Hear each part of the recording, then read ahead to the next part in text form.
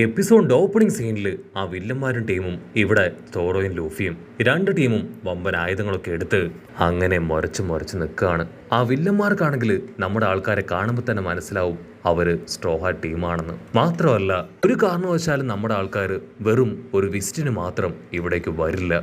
ആ മെയിൻ വില്ലനാണെങ്കിൽ നമ്മുടെ ആൾക്കാരോട് പറയും, നിങ്ങൾക്ക് ഞങ്ങൾ ആരാണെന്നറിയോ, ഇത് ആരുടെ കോട്ടയാണെന്നറിയോ, 4 എംപറേഴ്സിൽ ഒരാളായ സാക്ഷാൽ കൈഡോയുടെ കോട്ടയാണെന്ന് പറഞ്ഞ് അവരെല്ലാവരും ചിരിക്കും.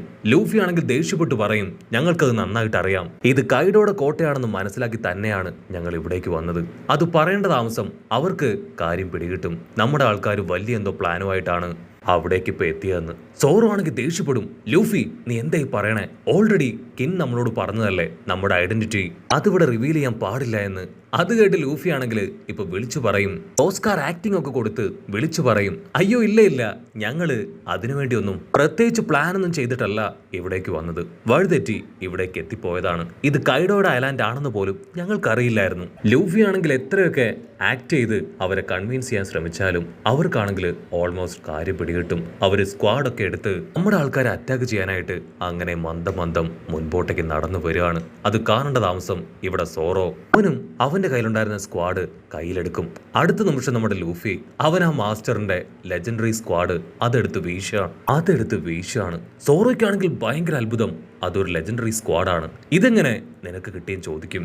ലൂഫി ആ സ്ക്വാഡ് നോക്കി ചിരിച്ച്, ആക്ച്വലി ഇതെന്റെ ഒരു ഫ്രണ്ടിന്റെ സ്ക്വാഡാണ്, അവനെനിക്ക് വെറുതെ ഉപയോഗിക്കാൻ വേണ്ടി തന്നതാണ്, എനിക്ക് ഈ സ്ക്വാഡ് എന്താണെന്നും ഇതിന്റെ വാല്യൂ എന്താണെന്നും നന്നായിട്ട് അറിയാം, സോ ഈ സ്ക്വാഡ് കാണിച്ച് എനിക്ക് ഇവരെ മിരട്ടി ഓടിക്കാൻ കഴിയുമെന്ന് പറയും. സോറോയ്ക്കാണെങ്കിൽ ആ സ്ക്വാഡ് കണ്ട് ഭയങ്കര അത്ഭുതം, ഓക്കെ കുഴപ്പമില്ല, ഒരു സെക്കൻഡ് ആ സ്ക്വാഡ് എനിക്കൊന്ന് തരുമോ. അത് കേട്ട് ലൂഫി ആണെങ്കിൽ തീർത്തു പറയും, എന്നെ കൊണ്ട് പറ്റില്ല, ഇത് എന്റെ സ്ക്വാഡാണ്, മറ്റാർക്കും ഞാനിത് കൊടുക്കില്ല. അത് കേട്ട് ടെൻഷനായ സോറോ ആണെങ്കിൽ അവനെ നിർബന്ധിക്കും. അങ്ങനെ രണ്ടുപേരും 150 പറഞ്ഞ് 100 പറഞ്ഞ് പൊരിഞ്ഞ അട്ടിയടി ബഹളം. ആ വില്ലന്മാരാണെങ്കിൽ വണ്ടടിച്ച് നമ്മുടെ ആൾക്കാരെ തന്നെ നോക്കുകയാണ്. അതേസമയം ആ വയലറ്റ് പെണ്ണ് അവളുടെ കണ്ടീഷൻ ആണെങ്കിൽ മോശമായിക്കൊണ്ടേയിരിക്കും. ഇവിടെ കൺട്രോൾ പോയ വില്ലന്മാരാണെങ്കിൽ ഇപ്പൊ നമ്മുടെ ആൾക്കാർക്ക് നേരെ പാഞ്ഞടുക്കും. അതിന് ലൂഫി ആ കത്തിയുടെ ഒറ അത് വലിച്ചെറിഞ്ഞ് ആ വില്ലന്മാരുടെ അടുത്തേക്ക് പാഞ്ഞടുത്ത് ക്ലോസ് എത്തേണ്ട താമസം അവൻ കത്തിയുള്ള കൈ അതങ്ങനെ മാറ്റിപ്പിടിച്ച് ഒരേ ഒരു കൈ ഉപയോഗിച്ച് ഗം പവർ വെച്ച് അവരെ അച്ചറം പൊച്ചറം അറ്റാക്ക് ചെയ്യും. ഡോറയ്ക്കാണെങ്കിൽ ആ കാഴ്ച കണ്ട് ചത്താ മതിയെന്നാവും. ലൂഫി നീ എന്തായി ചെയ്യണേ, ആ സ്ക്വാഡ് വെച്ച് പ്രോപ്പറായിട്ട് അറ്റാക്ക് ചെയ്യ്, എന്നെ കൊണ്ട് അതിന് കഴിയുന്നില്ലെങ്കിൽ ആ സ്ക്വാഡ് എനിക്ക് തരാൻ പറഞ്ഞ് ഇപ്പൊ സോറോ ആണെങ്കിൽ അവന്റെ കയ്യിലുള്ള 2 സ്ക്വാഡ് അതുപയോഗിച്ച് ആ വില്ലന്മാരുമായിട്ട് പൊരിഞ്ഞ പോരാട്ടം. ലൂഫി നൈസായിട്ട് ഇപ്പൊ സോറോയുടെ ചില ടെക്നിക്സ് ഒക്കെ കണ്ടു മനസ്സിലാക്കും. അതിനുശേഷം അവനും ആ സ്ക്വാഡൊക്കെ ഉപയോഗിച്ച് നൈസായിട്ട് ബ്ലോക്ക് ചെയ്തും വില്ലന്മാരെ അറ്റാക്ക് ചെയ്തും അങ്ങനെ ഓരോരുത്തരായിട്ട് തോൽപ്പിക്കും. സോറയാണെങ്കിൽ അപ്പോഴും നിർത്താതെ പറഞ്ഞുകൊണ്ടേയിരിക്കും, ലൂഫി നീ അറ്റാക്ക് ചെയ്യുന്നത് പ്രോപ്പർ വേയിലല്ല, ഇവിടെ ആ സീനിയർ വില്ലൻ അവനാണെങ്കിൽ ആ ഫൈറ്റ് ഒക്കെ കണ്ട് അങ്ങനെ ടെൻഷനായിട്ടിരിക്കുകയാണ്. അതിന് കാരണം മറ്റൊന്നുമല്ല, പ്രോപ്പർ വേയിലല്ല ലൂഫി അറ്റാക്ക് ചെയ്യുന്നത്, അവൻ ആ സ്ക്വാഡ് ഉപയോഗിച്ച് അങ്ങനെ അച്ചറം പൊച്ചറം അവന്റെ മുമ്പിൽ വരുന്നവരെ എല്ലാവരെയും വെട്ടി വീഴ്ത്തിക്കൊണ്ടേയിരിക്കും. ഇവിടെ വയലറ്റ് പെണ്ണാണെങ്കിൽ ഐസിനെ തന്നെ ഓർത്ത് അങ്ങനെ കിടക്കുകയാണ്. സമയം പോകുന്തോറും അവളുടെ കണ്ടീഷൻ വളരെ വേസ്റ്റ് ആവും. ആ മെയിൻ വില്ലൻ അവന്റെ കയ്യിലുള്ള കാർഡ്സുകൾ അതൊന്നൊന്നായിട്ട് മാറ്റി നോക്കി എന്തോ ഒരു കാര്യം മനസ്സിലാക്കി അങ്ങനെ പേടിച്ചു നിൽക്കും. ലൂഫി ആണെങ്കിൽ അവന്റെ ലെജൻഡറി സ്ക്വാഡ് അതുപയോഗിച്ച് ഓപ്പണൻസിന്റെ സ്ക്വാഡുകളെല്ലാം തെറിപ്പിച്ചു കളയും. മറ്റൊരു ഭാഗത്ത് ഒരു മുടി നീട്ടിയ വില്ലൻ അവനാണെങ്കിൽ അവന്റെ മുടി ഉപയോഗിച്ച് സോറോയെ പിടിച്ചു വലിക്കും. ഇവിടെ ഒരു ജയന്റ് വില്ലൻ അവനൊരു വലിയ ഹാമർ എടുത്ത് നിലത്താഞ്ഞടിക്കുകയാണ്.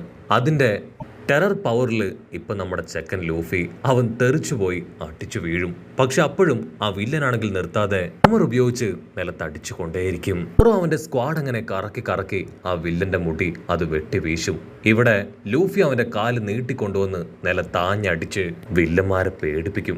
വില്ലന്മാരാണെങ്കിൽ പേടിച്ചു വരച്ച് അവരുടെ മെയിൻ ക്യാപ്റ്റനോട് പറയും, മാസ്റ്റർ അവർക്ക് ഭയങ്കര പവറാണ്, നിങ്ങളെ കൊണ്ട് അവരെ ഫൈറ്റ് ചെയ്ത് തോൽപ്പിക്കാനായിട്ട് കഴിയില്ല, സോ ദയവ് ചെയ്ത് നിങ്ങൾ തന്നെ കളത്തിലിറങ്ങി അവരോട് ഫൈറ്റ് ചെയ്യണം.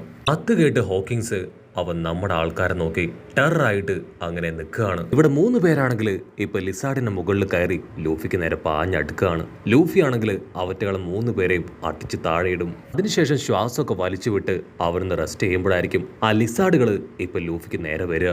ലൂഫിക്കാണെങ്കിൽ ഭയങ്കര അത്ഭുതം, ഈ ലിസാർഡുകൾ വരെ അവനോട് പ്രതികാരം ചോദിക്കാനും അവനെ അറ്റാക്ക് ചെയ്യാനും പാഞ്ഞടുക്കുകയാണ്. ലൂഫി അവറ്റകൾക്ക് വലിയ രീതിയിൽ പരുക്ക് പറ്റാത്ത വിധത്തില് അവറ്റകളെ ആ മെയിൻ വില്ലന് നേരെ അടിച്ച് തെറിപ്പിച്ചു കളയും. അതുകൊണ്ട് ആ മെയിൻ വില്ലൻ അവനാണെങ്കിൽ യാതൊരു ദാക്ഷിണ്യവും കാണിക്കാതെ അവന്റെ കയ്യിലുണ്ടായിരുന്ന വെപ്പൻ അതൊരു പ്രത്യേക രൂപത്തിലേക്ക് മാറ്റി മോൺസ്റ്റർ ഫോമിലേക്ക് കൊണ്ടുവന്ന് ആ ഒരു ലിസാർഡുകളെ അങ്ങനെ നശിപ്പിച്ചു കളയാണ്. ആ ഒരു വെപ്പൻ അവറ്റകളുടെ വയറ്റിലൂടെ കുത്തിക്കയറി അങ്ങനെ ഇന്റേണൽ ഓർഗൻസ് ഒക്കെ പുറത്തേക്ക് വീണ് അതുങ്ങൾ ചത്തൊടുങ്ങും. ലൂഫിക്കാണെങ്കിൽ ആ ഒരു കാഴ്ച കണ്ടു നിൽക്കാൻ പോലും കഴിയില്ല. അത്രമാത്രം ബ്രൂട്ടലായിട്ടായിരിക്കും അവൻ അവറ്റകളെ കൊന്നൊടുക്കുക. ഇവിടെ സോറോയ്ക്കാണെങ്കിൽ അത് കണ്ട് കൺട്രോൾ പോയി അവൻ സ്ട്രെയിറ്റ് ആയിട്ട് ചാടി വന്ന് ആ മെയിൻ വില്ലനെ ആഞ്ഞു വെട്ടും. ലൂഫിക്കാണെങ്കിൽ അത് കണ്ട് ഭയങ്കര സന്തോഷം.